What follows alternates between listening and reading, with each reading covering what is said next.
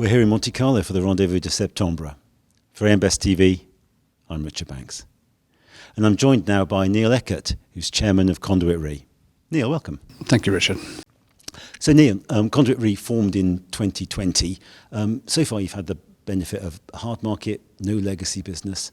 How long does the honeymoon period last? I mean, funny enough, for me, the honeymoon period is really just starting. The first 2 or 3 years, you're building the business, putting the business together.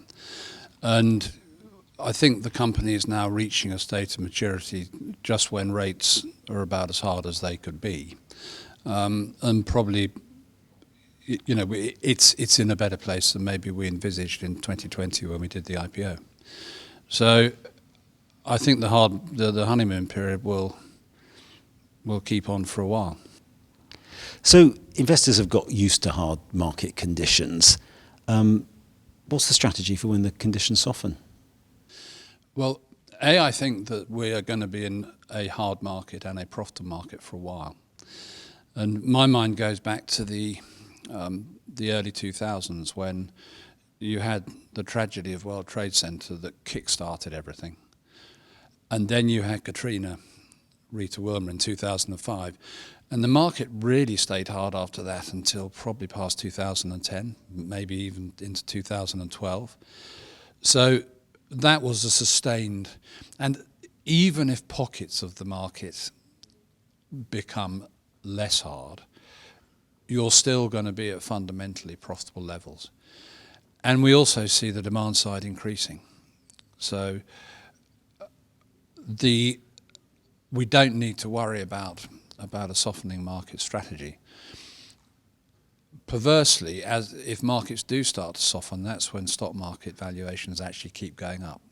And last time round, there was a lot of corporate activity, 2016, 17, 18. So I think we have plenty of time, and our mission now is to just get our heads down and actually make some hay.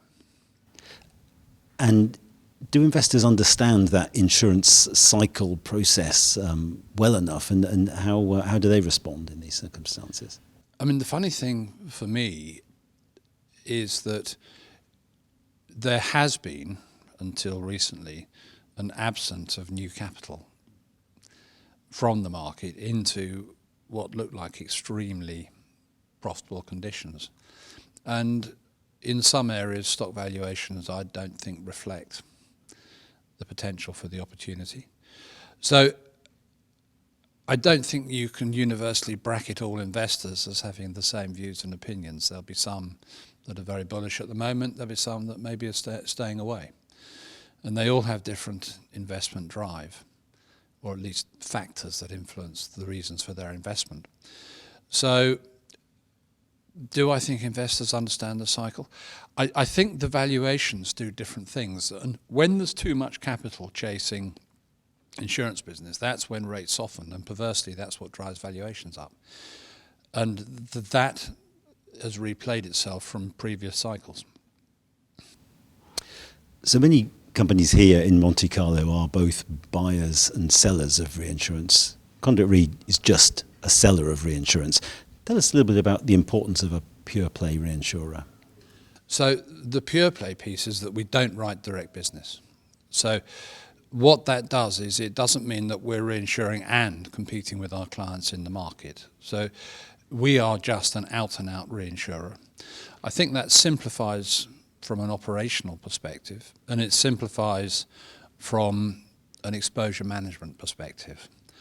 So that's very helpful. We do buy a small amount of reinsurance ourselves, so we will be talking to both reinsurers and customers while we're here.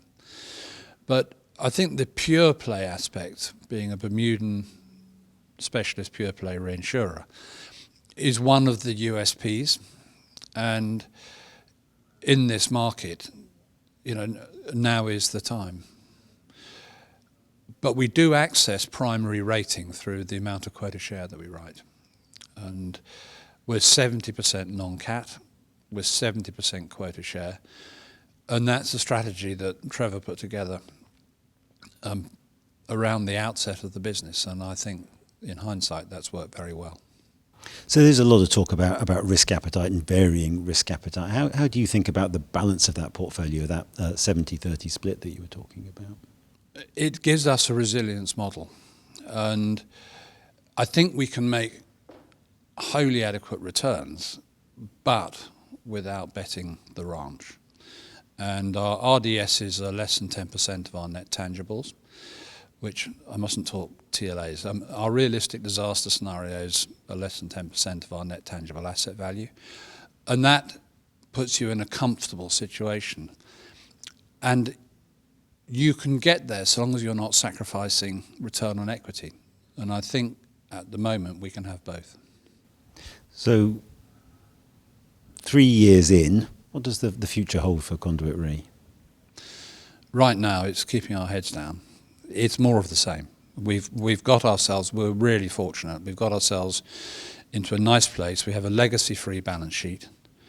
We have a portfolio that is now maturing. The earnings are starting to flow. So to deviate at the moment would be, let's concentrate, let's do what we're doing, do it well, and hopefully make some money for our shareholders. Neil, thank you very much indeed for joining us. Thank you. For AM Best TV, I'm Richard Banks.